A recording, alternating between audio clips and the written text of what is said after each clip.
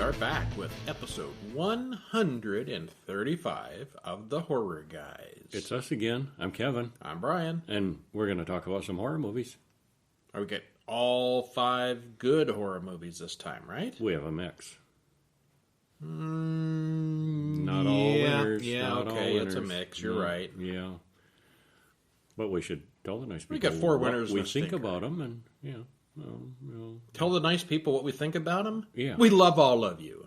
Well, Subscribe and like. The nice people, yes. Oh, you meant the movies. Not all the nice movies. So, what did we see? Well, we saw A Nightmare on Elm Street. Not the original, the remake from 2010. Speaking of remakes, we watched Nosferatu, the Vampyre. Which is a remake of that way back black and white one. Yeah, this one's color, 1979. And they color talk. and There's sound, and they talk. Yeah, all the latest technological advances. As Above, So Below from 2014, if you like your claustrophobic tunneling movies. And if you're just a little hungry, we have Cadaver from 2020. International film. Making me hungry for cadavers already. Spoilers. Cannibalism? Yeah. What? You can't have spoilers with cannibals, because cannibalistic never goes bad, does it? Well, eat them at any if they're stage. not refrigerated properly. All right. Yeah. So we should talk about Cadaver. Which one do you want to go with first? Let's go with Cadaver. Cadaver. Yeah. A Norwegian film. Directed by Gerard Herdal. Written by him also. Stars Gitte Witt, Thomas Gulestad, and Thorbjorn Har. You know, if I was a pirate, I would want to be known as Thorbjorn Har. Arr, 'tis me, Har. Did you know last Sunday was Talk Like a Pirate Day? I did, yeah. And I occasionally did. 1 hour and 26 minutes. Dubbed. Subtitled. Not dubbed. That's what I meant. Subtitled. Yeah, it was subtitled. It's in not English. This is on English Shudder, subtitles. and I don't know, maybe you have a choice, maybe you have an Shudder option original. of a dubbed, I don't know. We didn't look. We went with the subtitle. We did. Yeah. What'd you think? You like it? I thought it was really, really good. I did too. Yes. Immersive theater. Very much so, yeah. All right, first of all, like with all our shows, all our movies, we do spoil the heck out of these movies.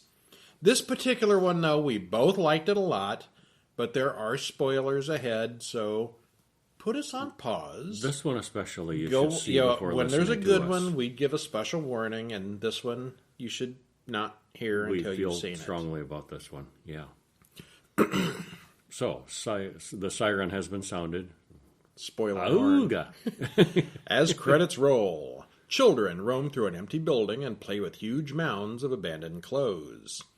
We see that this is a post-apocalyptic world, with buildings leaning against each other and people fighting for food in the street. Everything is dark and gray. A newspaper headline announces that a nuclear war has occurred. An old newspaper. Yeah, it's been a while, it looks like. Yeah. Not a really long time, Well, not probably. super. There's still some canned goods. Yeah. Maybe a year. Maybe, not real recent. Yeah. Well, we start with a couple who are searching an apartment building, and they have a daughter named Alice. The mother, Leonora, used to be a Shakespearean actress, and we see a poster of her starring in, is it Macbeth or Hamlet? Macbeth. One of them. Uh-huh. Okay. They're out of food, but suddenly a man comes down the street yelling, "Come and see the show!" It's like a circus wagon. Yeah, he It's certainly kind of a is, clappy yeah. wagon, and he's got lights and, everything, and music, and, yeah. Definitely an attention getter. Yes. Escape the horror with Matthias Winterberg's show.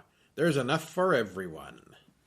The man explains that Matthias is wealthy and generous, and there will be food for all. They've seen the big hotel up on the hill with its lights still on, and they need the food, so they decide to give it a shot. Why not? What's there to lose? Leonora asks. And they're living in this bombed-out city down in the valley that's all burnt and black and dark and dingy. And looks like it's no straight, power, no water, straight out of nothing. a Tim Burton film. And on this hill is this gorgeous, intact hotel that's all lit up. It's the Grand Budapest Hotel. This looks like almost the same image. And all lit up and clean and shining. And the folks around town wouldn't look up and say, They got let's food? go live up there. They got food? We got Or pitchforks. Let's go check that out. Yeah. Well, they don't do that. It's all still somewhat civilized for post-apocalyptic. Yep. The road comes next year. For now, it is. That evening, a group of people go up the hill and give the man their tickets. The doorman says the show isn't for kids, and Alice isn't allowed. Matthias comes out and says, children outside experience far worse horrors than what's inside, so he lets her come in too. Far worse horrors outside than inside. What's in there, do you think? He's not selling it real hard, is he? Yeah. Intriguing. Well, they go into the hotel dining room and everything is clean and bright with dozens of guests and waiters wearing their black and white tuxes serving outfits. Best of all, there's food. And lots of it. It's almost too good to be true, says Leonora. And I immediately asked, where's that meat coming from? After dinner, the show begins. The hotel is our stage, he explains. He tells them to explore and investigate whatever interests them, and everything they see is staged in a show. Everyone is to wear a mask. The actors won't be in masks, but all of the audience will be. It will be an experience unlike any other. Immersive theater. And you know something about this immersive theater thing. Well, they did one of these sort of immersive theater thing in New York, based on Hamlet, called Sleep No More, where the audience would go in and big warehousey like space, and you'd mingle with the actors and interact with the show itself. That's what this made me think of. I'm sure this is what made them think of it too. Maybe this has been done before. Yeah, because there's Hamlet things in this too. Yeah, I think that's a bit of a coincidence. I think maybe somebody saw this and said, we could do that, something like that. Maybe. Yep. Yeah. Let's watch this Hamlet thing and make a horror film out of it. Although this was a 2020 movie though. Yeah. Yeah. Oh, the movie copied from the play. Oh, okay. I'm assuming. Yeah. The thing you're talking about was years ago. Yeah, that came first. Yeah. Well, everyone puts on their masks and starts roaming the hotel. Some people without masks argue and fight while the masked people watch. Jacob and Leonora soon lose Alice. I told you something felt off, shouts Jacob. You think? You think? Yeah. Leonora looks closely at a painting of a bloody lamb's head, and it blinks at her. Peepholes. Yep. Somebody's watching. One of the waiters tells them, trust no one, and then cuts his own throat. They lose their masks somewhere along the way, and they are mistaken for actors and told to go to the ballroom. They find Alice's stuffed toy bunny, and it has blood on it. Turns out it's not real blood, it's stage blood. There are many workers carrying wheelbarrows full of clothes around the hotel. It looks like they're burning the clothes.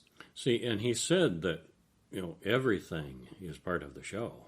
Everything. It's all part of the show, yes. And, for the longest time, even right up till the end, I kept thinking, is this really just They're going to turn around and part start of the clapping. show? Yeah. Jacob thinks the others have been killed, but Leonora has to believe that Alice is still okay somewhere and that this is all just a show.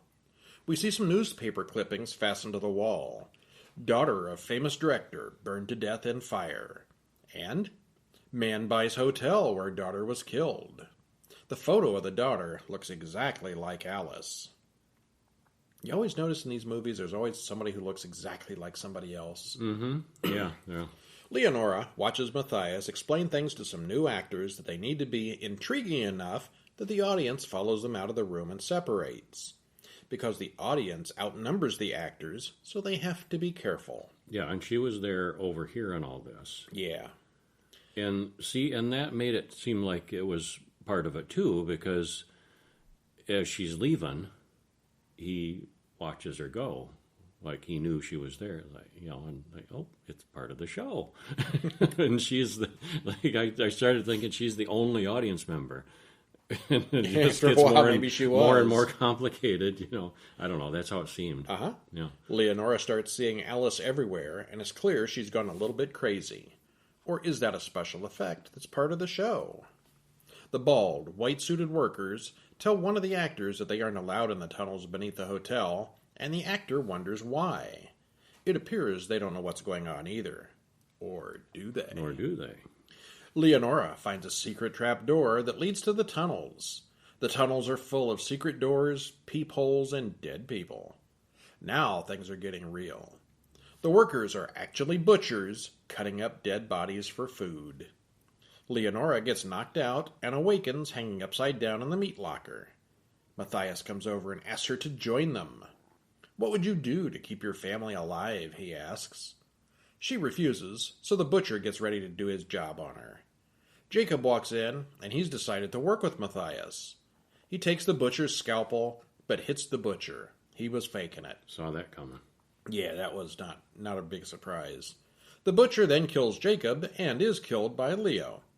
Jacob's dead for real, but Alice may still be alive.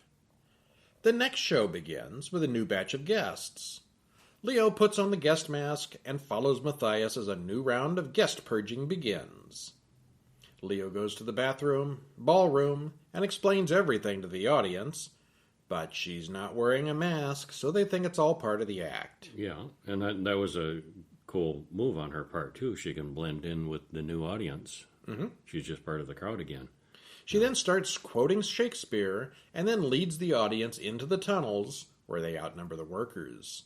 Some of the actors join in, wanting their own escape. Before long, there's a stampede of audience members and actors running for the exits, while Matthias watches helplessly. The actors themselves turn against him. Leo and Alice are eventually reunited and go home to their happy ending, out in the post-apocalyptic world with no food. Oops. It's Well, not the greatest happy ending. Not truly happy, no. Well, right after the hotel bit started, I immediately thought of Salo, or 120 Days of Sodom. A little bit of that. Which we reviewed way back when. Just a hint of cabaret, too.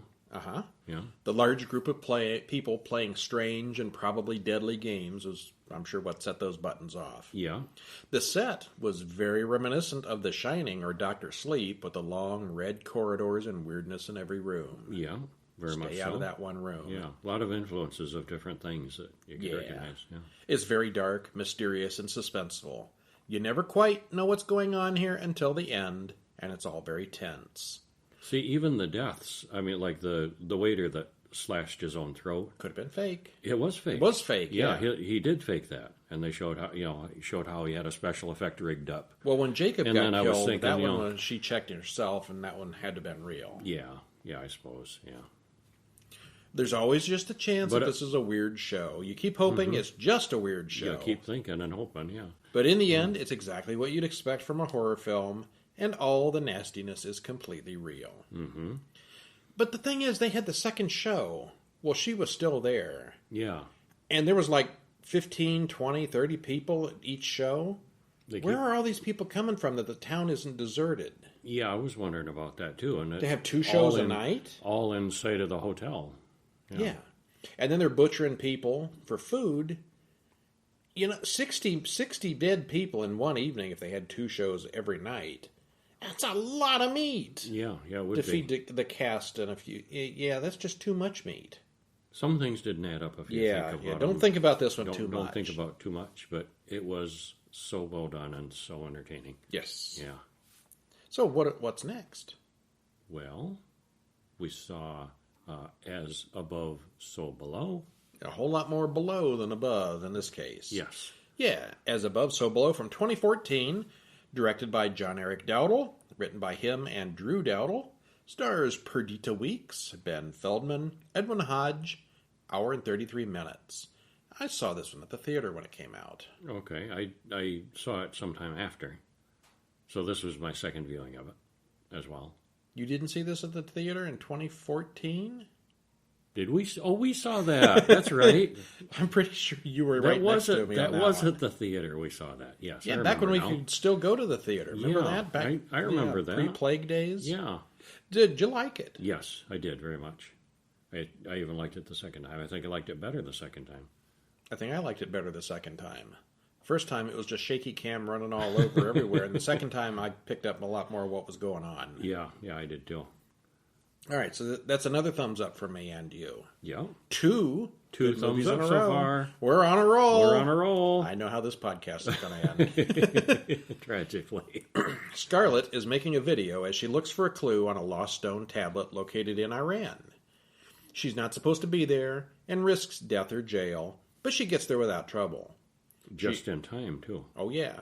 She enters an ancient underground tunnel, and almost immediately they hear the warning alarms for the explosives that are about to detonate. Yeah, they're going to demolish it. Now, that's your bad timing, or good timing. Or good timing. Got there just in time, but... She gets to the tablet. That's some tension as the countdown goes. Beep, and, beep, beep, beep. She gets to the tablet with no time at all and kicks a hole through it, which reveals a brass bull with more writing on it.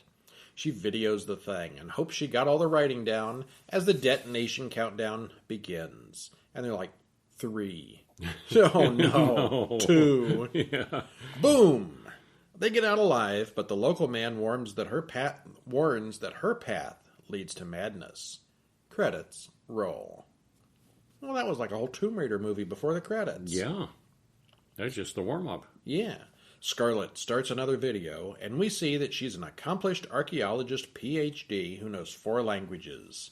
She's talking about the Philosopher's Stone, which is said to grant eternal life through alchemy. Her father was the foremost expert on the subject, but he recently killed himself. She explains that Nicholas Flamel was said to have found it centuries ago, and when his grave was open, it was empty. That stone she recorded in Iran was the Rose Key, and it tells more about the Philosopher's Stone.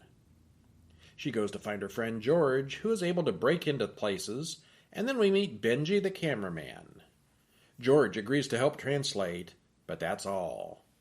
They figure out that the tablet is talking about the gates of hell, which just happen to be beneath the catacombs of Paris. How will they get down there? They sign up for a tour group. That doesn't work very well, though. Yeah, they find some stuff. Yeah, but they can't get away. Well, while they're on the tour group, they meet up with this mysterious character that tells them to meet up with a guy named Papillon, who can get them into the secret tunnels. They find him at a nightclub, but he's not convinced. She tells him there's treasure involved, and that piques his interest. Papillon brings along Zed and Suxi to help. They explain the various dangers involved in this trip, and the cameraman gets a little freaked out. The next day, in bright sunlight, they all head down into the tunnel. George continually repeats that he's not going with them since he's claustrophobic, but when the police arrive to arrest them all for trespassing, he has to join them as they escape into the tunnels. Yeah, no choice. Why go in at all if you're not going to go? Because he's there to translate. Yeah, because they wanted him to. Okay. Yeah. They wander through a bunch of corridors and run into weird people chanting in a chorus in a candlelit room. Papillon talks about La Taupe, the mole, who knew these tunnels backwards and forwards, and he was afraid of this one tunnel, which is said to be evil.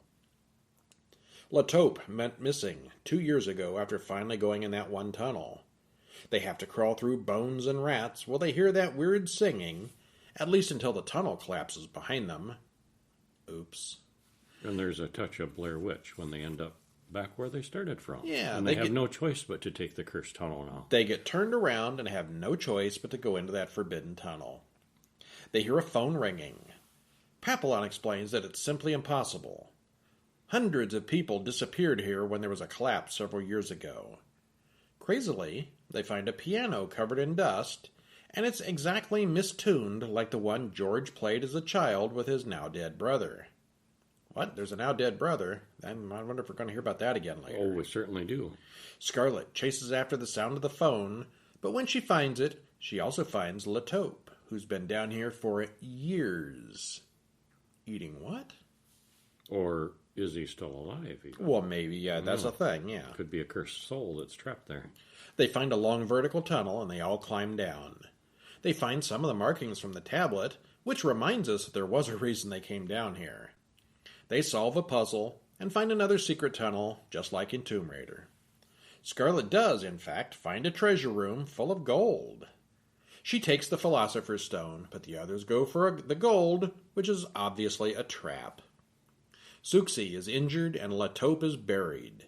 Scarlett uses the stone on Suxi, and it immediately heals her. Very cool. Yeah, so did we see that in Raiders of the Lost Ark? Sort of. Something like that. They find a message about the next tunnel. Abandon a hope, all ye who enter here. Which is what the gates of hell are supposed to say. They keep looping around to places that are the same as where they've been, but the places are all reversed or slightly different. They find Latope again, who's not dead, and he's definitely not dead. Or is he? Oh, he's dead. He was crushed. We know he was crushed. Yes. He's so dead. Well, he kills Suxi and then vanishes. Benji soon falls to his death in another vertical tunnel. They keep going to the same places over and over, but they're still moving downwards regularly. They couldn't be descending through the various levels of hell, could they? Why, yes, they could. They find a burning car in a large room, and Papillon is pulled into it, which kills him next. You know, he screams when he sees the guy in the back seat because he was there when that guy died. And yes. Probably was responsible for it somehow. Yeah. Seems to be it preys on the deaths you've caused. Yeah, the sins you've committed. Yeah. Yeah. They run into a figure with a black robe and a pointy hood and some white creatures that come right out of the walls. George is bitten, but the Philosopher's Stone won't help him.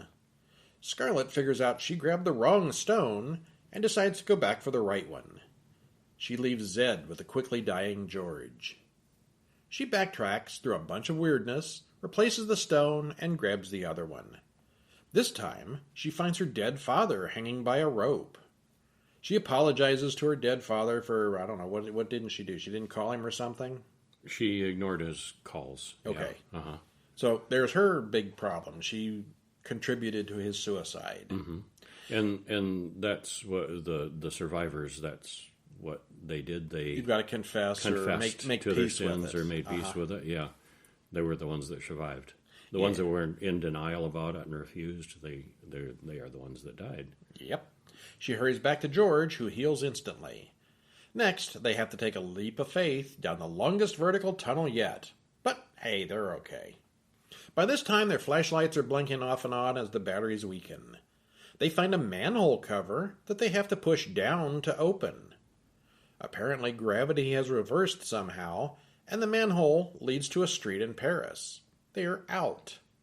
Not a twist ending. They are really out. Out onto the street, yeah. And that just seems like such a weird ending. Yeah, kind of. They got away with it. Yeah, those three. If claustrophobia and tight places are your thing, this is your film. If it's not your thing, then that's even worse for you. The tunnels are very realistic and believable. Well, they were real tunnels. A lot of them were. I don't know if they all were. Somewhere, at least. Yeah. And the situations they run into are all too realistic. If you like the exploring kind of movies like Tomb Raider or Indiana Jones films, this might be for you. Except this one is full of random characters in the background that fill the film with jump scares. It's like Indiana Jones if it was really scary. Or going through a haunted house at Halloween. Oh, yeah, a lot of that, yeah. A lot of dark, tight places. And you go around the corner and here's some new creepy thing. Yeah. Going into the tunnels in the first place seemed somewhat reasonable, and they were well prepared, but things got out of hand quickly. A lot of it looks like found footage shaky cam, but not always. Sometimes it was off their cameras, sometimes it was like a regular film. Mm-hmm. Mostly everything is very clear, and even in the dark, you can see what's going on.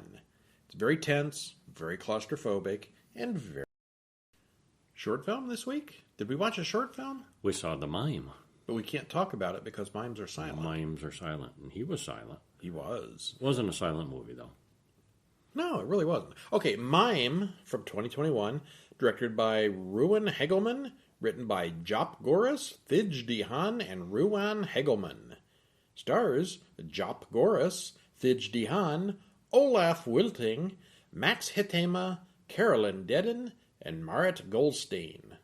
Are you sensing a pattern with those names? I am. Yes. This was not in the United English. States. And here's the thing. When you start, it's on YouTube. You can go watch it for free on YouTube. But turn on closed captioning or subtitles. Because there is some talking and it doesn't have the hard-coded subtitles. 7 minutes, 2 seconds, link in the show notes to watch it on YouTube. It was good. I thought so, yeah. Yeah, I think mimes are about the stupidest thing on earth, but this was really kind of good. Yeah, it was, yeah.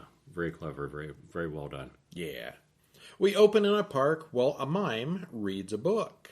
Of course, you can't see the book because it's not really there. Right, it's a mime book. We soon see that as the mime does mimey things with his hands, that things aren't as imaginary as they should be. A litterer finds out the hard way not to do that. A group of university freshmen comes marching over. They're in some kind of hazing activity and are being yelled at by a bully. They do that in Europe too, I guess. Yeah, I guess so. Thought that was an American stupidity. Well, the bullies notice the mime sitting alone nearby, and of course, they can't just leave him alone. Things go badly. Yes, they do. You don't want to mess with this mime. Don't mess with mimes at all. Well, this was made in the Netherlands and does not have built-in subtitles. We had to manually turn the subtitles on with YouTube, but they are there. You can pretty much tell what's going on without the subtitles, but they do help. Yeah, they do. It's good. Who knew a mime could be terrifying? The special effects and makeup effects here are top rate, and like most good shorts, it left me wanting more. Mm-hmm. Yeah. A lot of unanswered questions there. But really good. Yeah. All right, as far as questions that were not answered, the only one I have for the next film is why? Why? Why? Nosferatu is one of the best old silent horror movies ever. I guess it had some issues, though. And Werner Black and Herzog white, decided he needed silent, to remake it. And it was breaking an illegal copyright at the time. So, yeah, okay, I guess Nosferatu the Vampyre needed a remake. In 1979, Werner Herzog directed and wrote this one. Stars Klaus Kinski, Isabella Adjani, and Bruno Ganz, 1 hour and 47 minutes. So Klaus Kinski is Dracula here. In the original Nosferatu, they were trying to get around some copyright restrictions from the original Dracula novel from Bram Stoker. And he was totally not Dracula. Yeah. So basically they filmed the Dracula story, but they called him Count Orlok because they couldn't call him Dracula. Yeah. Didn't fool anybody at the time either. All right. So Klaus Kinski is, of course, Dracula here. Not Orlok. Orlok is never mentioned. Isabella Adjani is Mina Harker, and Bruno Ganz is Hitler. No, wait, that's the wrong movie. Wrong Hitler. You've seen the Hitler memes on YouTube. He's that Hitler. And that was the movie Downfall, about the last days of the Third Reich and Hitler, and Bruno Ganz was Hitler. So ever since, I've been calling this movie Dracula versus Hitler. Dracula versus Hitler, yes. And I'm not going to tell you who wins. Hour and 47 minutes? What'd you think? It was okay. Yeah, I'll go with that. It was okay. Yeah. I didn't hate it. I didn't love it. It was interesting. It's different. It's not... It's one of those stories. Everybody knows the Dracula story. Mm-hmm. Whether you got it from the book or umpteen other versions of Dracula, some of which were good, some of them aren't. You know the story. So who's going to sit through Dracula one more time? We did. Oh, we did. All right, well, we start with shots of many real ancient mummified corpses in a tomb somewhere as credits roll. And these were actual mummified corpses. Some I don't remember where they gave the temple in Mexico. Uh-huh. Yeah, there's a place, a touristy place where you can go and see the mummos. Yeah. And he snuck his camera in there and took pictures of real dead people. Probably didn't have to sneak in. I bet he was allowed to. Money talks. Yeah. Lucy wakes up screaming. She's had another nightmare about bats. Jonathan goes to work, and his boss Renfield says Count Dracula sent a letter and wants to buy a house locally. Jonathan will need to go and get Dracula to sign the paperwork in Transylvania. Renfield is weird and has a giggling problem, as well as a really bad toupee. And he got really annoying fast, didn't he? He With did. That laugh? Yeah, he did. Yeah. Jonathan will need to leave today. He says a quick goodbye and leaves Lucy with Mina to watch over while he's gone. So I guess here he's fiancéing with Lucy, and Mina is the sister. They kind of switched roles. Why? Because they're just names. Because he wanted this time. I'll be wanted Lucy. it You to be be different. Mina. Yeah. We soon get a horse riding montage, and Jonathan takes the long way by horse through the woods and mountains. He mentions to the innkeeper that he has to get Count Dracula's castle tonight, and they react badly. The innkeeper and the local gypsy band warn him not to go there, as people are always disappearing near the castle, and there are evil spirits that come out after midnight. Jonathan decides to stay in the inn for the night after all. The innkeeper's wife gives Jonathan a book about Nosferatu, or vampires. No one will drive Jonathan, so he has to walk. Cue the walking montage through the mountains. Lots of nice scenery. There's a lot of scenery in this. There's a lot of long, lingering scenery. Lots of nice town shots of the idyllic village on the canal, and yeah, lots of. We're like an hour and a half in at this point. Lots of scenery and things to look at. Yeah, lots to look at. Night falls, and he continues to walk until a carriage finally comes from him. It's Dracula's coachman, who takes him the rest of the way to the castle. Dracula opens the door, and he looks like a cross between Willem Dafoe and an albino rat. Yeah, that's not too far off. It's not far off. He does, however, have a nice dinner ready for Jonathan, but he doesn't eat food this late at night himself. He sits there and intently watches Jonathan eat his dinner. Every mouthful. Voyeuristically. He sits there and watches. He reads the contracts as the children of the night make sweet music outside. We do see that Dracula has the single coolest cuckoo clock ever invented. Yeah, that thing was awesome. Oh, I so want that clock. Jonathan cuts himself just a little bit with the dinner knife, and Dracula overreacts about as badly as anyone could. The next morning, Jonathan wakes up and explores the castle, but it's just one big maze. That night, Dracula complains about not being able to grow old. Poor Dracula. Poor Dracula. Dracula takes one look at a photo of Lucy in Jonathan's locket and hurries to buy a house in their neighborhood. Dracula finally walks into Jonathan's room and bites him. Meanwhile, back in Germany, Lucy still dreams of bats and now has trouble sleepwalking. They call in Dr. Van Helsing to treat her. The next morning, Jonathan finds Dracula sleeping in a crypt during the day. That night, Jonathan watches Dracula loading many large boxes onto a cart, and he drives away. He stumbles down the hill to the village, but he looks really sick. Dracula loads the boxes onto a ship and sets sail for Germany. This goes badly for the crew, and Lucy sits on the shore and watches the ocean, awaiting something. At some point after Jonathan left, Renfield has been locked into solitary confinement in the asylum, and Dr. Van Helsing is treating him as well. He's been eating flies. That would be Renfield, not Van Helsing. Crunchy. He announces that his master has arrived, and the ship arrives in town, but the crew is missing except for one dead man. The cargo, however, is full of rats. Could it have been the plague?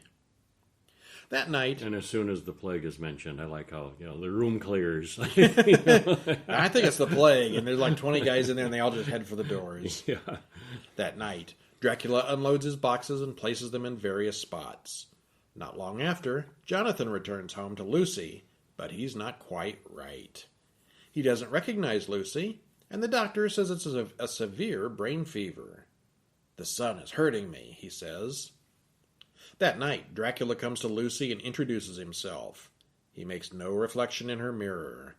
She's morbid and creepy and pale and talks about death a lot, which really turns Dracula on. Yeah, that was funny. She hadn't been bitten yet. She's just like that. And he's like, oh, I like this girl. Renfield escapes from the asylum, giggling all the way. People are dying all over town, and everyone knows it's either plague or the rats. Lucy, though, she thinks it's a vampire. She read Jonathan's book and wants to destroy the vampire, but Van Helsing wants to wait and study this all scientifically. She's only a woman. What could she know? It was a different time. She finds one of the boxes of dirt and destroys it, and then walks through the town, which is full of people dancing, riding goats, and being extremely weird. Meanwhile, there are millions of rats everywhere, but no one seems to pay any attention to them. Everybody's losing their mind. There's this long banquet table with like 20 people sitting eating dinner as the rats are surrounding them on the ground and crawling over the table. One guy picks one up off his plate and nobody says a word. This is our life now. Yeah, all going crazy. Van Helsing explains to Lucy that they found Mina dead this morning. She has 2 little bite marks on her throat. Lucy says she knows now what she must do. He comes for her the next night and bites her, But he stops to pull her dress up and is distracted by her beauty until the sun rises and kills him behind him. No pocket watch. Lucy groans and dies immediately afterward. Okay. Van Helsing finds Dracula's body in her room and drives a stake through his heart. Jonathan warns him not to do it. Jonathan then calls for help and accuses Van Helsing of murdering Count Dracula. Yeah, that's a different twist at the end. Van Helsing is then arrested for murder. Jonathan then goes full vampire and calls for his horse.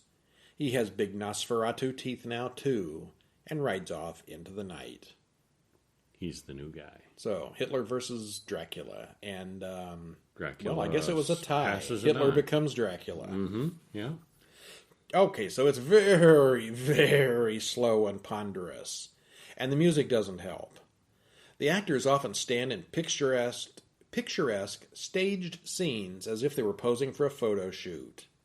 And there's one shot where Dracula, I think Harker and Mina are just standing there and he's pointing off into the sunset and he just holds this pose for like seconds and it was so fake looking. It's epic. It's epic, yeah. It's a very visual film, seemingly more focused on visual art than story, really. Then again, everybody knows this story backwards and forwards, so at least it's interesting to look at as the story progresses. Klaus Kinski is wearing big fake teeth, and with his natural accent, he's pretty hard to understand. Yeah, a little bit. Renfield manages to be both over-the-top hilarious and downright disturbing.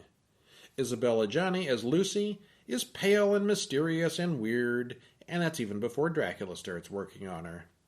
Dr. Van Helsing is completely useless here and does nothing whatsoever helpful at all, ever, at no point. Yeah, and then takes the fall for killing Dracula. Well, he was useful for something there at the end, I guess.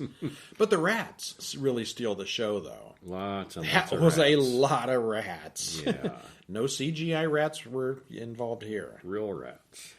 In the original 1922 film, the book Dracula was still under copyright, and there was a whole deal about the film infringing on that copyright. This is why the title was Nosferatu, and the vampire in the story was called Count Orlok. Of course, by 1979, Bram Stoker's copyright had run out, so they used the name Dracula instead. And the ending was a little different than the original film, but for the most part, it's about the same. Followed it pretty close. Very, very slow, but actually it's pretty well done. I'm not going to call it bad. If you haven't seen the black and white one, this is probably a fair substitute. I don't want to watch it again anytime soon, though. Nah. It's like that remake of Psycho. They did it because they could. Mm-hmm. And speaking of things they did because they could. But they shouldn't have. Oh, they shouldn't have. A Nightmare on Elm Street. Which the original is so good. We watched the original a few months ago, and it was surprisingly better than I remember. And, yeah, it's held up well, and then they remade it and released in 2010. Directed by Samuel Bayer, written by Wesley Strick, Eric Hessner, Wes Craven. Wes Craven should know better. Yeah. Stars Jackie Earle Haley, Kyle Gallner, and Rooney Mara. Hour and 35 minutes. And so you loved it, you say? No, I didn't. No, I didn't either. No, nothing about it was better. I don't think anything about it was better. At least Nosferatu, they had color and sound. Yeah, there's nothing better about this. Heavy-hitting actors. It's worse in every possible way. Doing some fine acting work, but no, it wasn't better. It was completely unnecessary, useless, and a wasted hour and a half. Yeah, that's harsh, but yeah, pretty much. It's 4:30 a.m. at the Springwood Diner. Dean asks for more coffee, but the waitress walks right past him. He gets up, and there's no one there. He goes into the kitchen, and it's not what one would expect in a diner. Someone with a glove that has knives for fingers sneaks up on him, and then he wakes up back in the real diner. Only now his hand is cut. Chris comes in and says Dean looks like he hasn't slept in 3 days. We see that Quentin likes the waitress, whose name is Nancy. Dean explains that he's been having nightmares, and she goes to the restroom, and Dean has another nightmare, during which he cuts his own throat for real with a steak knife. Well, that's just weird. Not to mention a bunch of people in their 20s playing their high school age. Not to mention that. Not that I gripe about that. Yeah, I think even I gripe about this one because this one's especially they were not even egregious remotely teenager looking. Yeah. Let's all go to our freshman year at high school, says the 35-year-old characters. Yeah. At his funeral, we meet several more characters. Gwen as Nancy's mother, and Alan Smith, Quentin's father, is setting up a crisis center at the school. I guess he's the principal or a teacher or something. I think he's the principal. Yeah. Chris sees a photo of her and Dean when they were very little, but she says she only met him in high school. Chris's mother doesn't know exactly where Chris's childhood photos are. Packed away in the attic, maybe? That night, Nancy has some dreams that involve poor CGI wallpaper. Chris goes up into the attic to look for photos and finds a child's dress that's all slashed up in the front. Why would they have kept that? I don't know why they would have kept that. There's no reason they would have kept that. A scarred man jumps out from nowhere and tries to strangle her, but then she wakes up. It was all just a dream. The next day, she falls asleep in class, and we finally get a good look at the man who looks like a more realistic burn victim than in the old series. And at this point, the old series with Robert Englund, he was clearly wearing a rubber mask and makeup. Mm-hmm. But he was fairly emotive. You could understand what he said. He could smile and stuff. It was good makeup. Yeah, it was. This guy, he's a very realistic burn victim, but maybe too realistic. You can't understand him because his mouth doesn't move right. And his face doesn't move. Yeah, he's just a mask. Just a mask.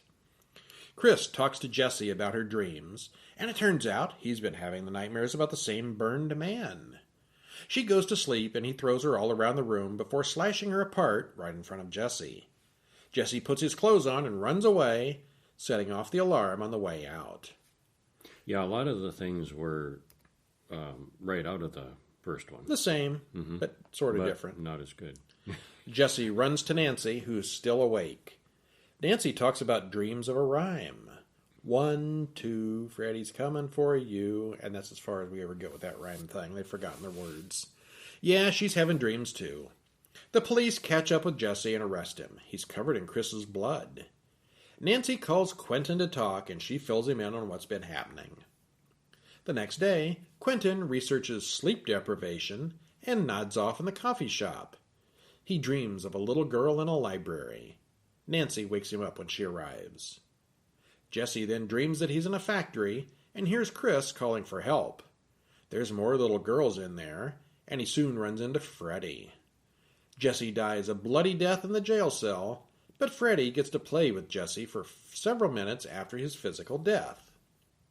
And this was brought up, that the brain keeps working for several minutes after you're dead, so he can kill you and keep tormenting you for at least a few more minutes. That's what he said, yeah. And then nothing ever goes with that. That sounded like an important fact. Yeah, that sounded like a big deal. But it wasn't. It wasn't. No. Nancy then asks her mother, Gwen, if they know anyone named Freddy, and Gwen is elusive in her answer. Gwen then calls someone on the phone and says Nancy is starting to remember. Nancy goes to sleep and dreams about a place called the Badham School. Freddy's there, and he wonders why Nancy doesn't remember him. Quentin comes over and they do research. Badham School was a preschool, but neither of them remember it. Nancy does know that her mother is hiding something. They find a photo of all the kids. They all went to that school together. Gwen comes in and she has to explain what happened. Fred Krueger was a gardener at that school who lived in the basement of the preschool. Nancy was Fred's favorite, but he abused all of them.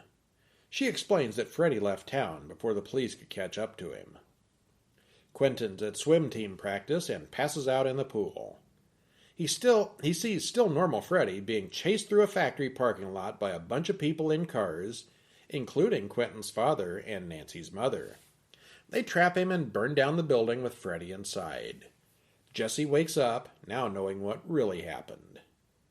Nancy researches... Or so he thinks. Well, the story... Well, it's what really happened, but this is Freddy trying to make him think that he was innocent.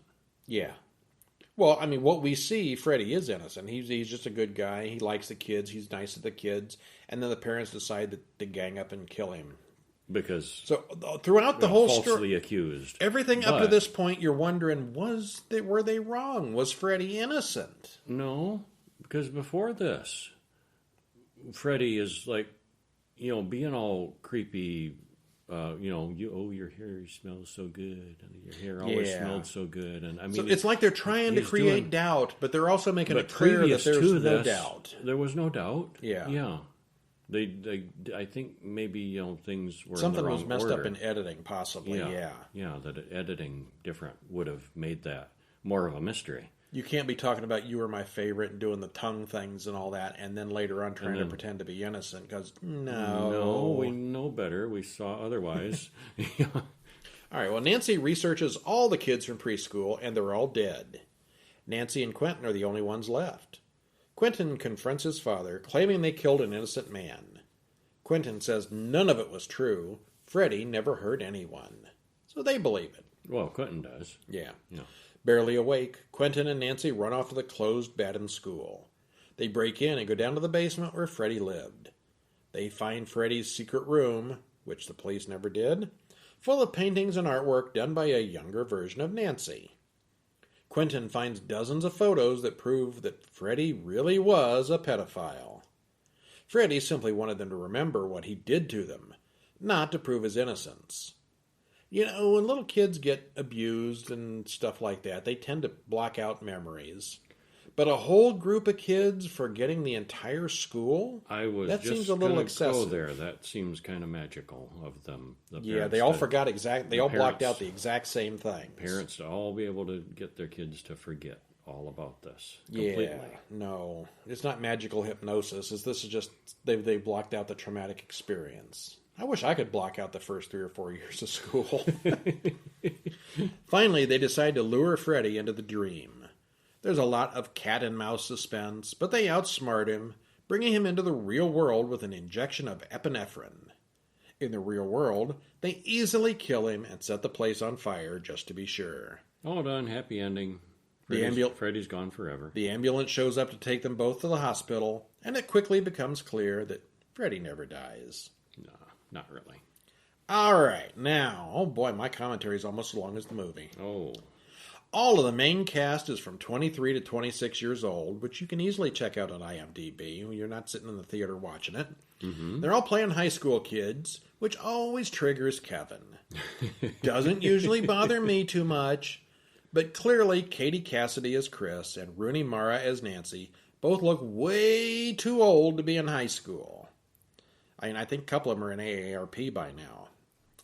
Jackie Earle Haley is in heavy makeup here, and his burn scars look a bit more realistic than Robert Englund's ever did, but that's not necessarily a good thing. Englund's version was far more interesting and, believe it or not, more expressive. Rather than everyone trying too hard to stay awake and making drama out of the need for sleep, they introduced the idea of micro-dreams. You can be asleep for half a second at any point. Bink, you're out. Yeah. So there's no possible way to avoid Freddy at all now, and he's more or less invincible. Mm-hmm. You can't stay awake because you just can't. He'll get you. Yeah. Chris is the main character for the first half hour, and then she's killed. Jesse was looking like the main character for about 10 minutes then, before he died. Finally, the film settles on Nancy and Quentin, about 45 minutes in, as our heroes for the final half of the show. It's like they were trying to tell multiple stories. Yeah, kind of. The editing in this thing is just atrocious. Trying to mix it up some, I guess. Yeah. They could have introduced all the characters early on and done something, gone back and dragged it out a little bit. But they wrapped up Chris, then they wrapped up Jesse, then they got to the others, and it's an editing thing. The editing on this was just... Normally you don't even notice editing. There are numerous scenes from the first film that are reproduced here, but most of them don't have the same payoffs, so you have to wonder why they bothered. Actually, so much of the film is the same that you still have to wonder why they bothered at all. About the only new idea was the unconvincing doubtfulness of Freddy's guilt, which Freddy's own behavior had confirmed early on. You were my favorite. Plus mega licks and sniffing her hair. Only a pedophile would be acting like that. He wasn't fooling anybody but, I guess, Quentin there. Yeah, I guess he's written that way. that was the point, yeah. I guess Robert Englund was too old and they wanted to keep the franchise going. But they could have simply recast the actor in the same old makeup. A complete reboot was not even close to necessary here. And that is probably my main complaint. It wasn't necessary, it wasn't innovative, and it wasn't particularly good. This left out all the humor that was a big part in the later Freddy movies, but do remember that the original Nightmare on Elm Street from '84 didn't have all that jokey silliness either. Mm-hmm. But the worst part is, it made me want to go to sleep. Yeah. Yeah, you could stick up for it now if you want. No, you hear me disagreeing with you. Well, that is our show for this week. Yep. Are we going to watch things next week? We are, yeah. We got a indie film, Horror Tales .666 Part 2. We didn't see Part 1, but that's okay. I don't think anybody saw Part 1. Because it's an anthology. Yeah. Classic anthology, Black Sabbath from 1963. And I'm going to just spoil this one right now. You know the band Black Sabbath? That's how they got their name. Was name. named for this movie. Yeah, I didn't realize they were that old. This was 1963. Yikes. Yeah, I thought they came out in the 70s. Yeah. What else? The Strangers from 2008 and The Ritual from 2014. I like The Ritual. Mm-hmm. Ritual is good. And I bet we have a short film, too. I bet we will. I'm Brian. And I'm Kevin. And don't forget to go to horrorguys.com/books to pick up some of our wonderful fiction and nonfiction books. Yeah. And in the meantime, we'll see you next week. See ya.